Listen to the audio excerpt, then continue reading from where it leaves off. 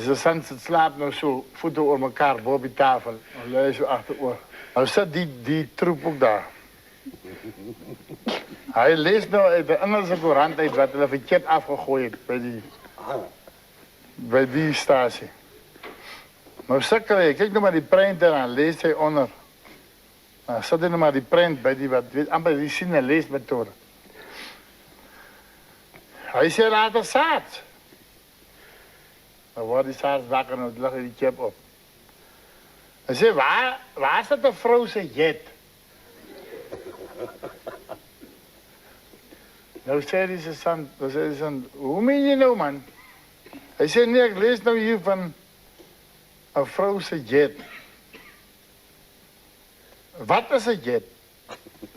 Dus de sant sê, man, een jet is een aeroplane, die wat die so rondvlieg. Hy sê, dan krijg je nog een jet en een kamerrijder ook. En die politiewense kamer is, daar is ook nog jetten.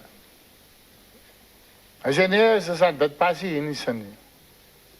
Hy sê, nou lees vir my die sin, man. Nou lees hy. A woman has been shot dead. And the bullet has not been removed from her yet.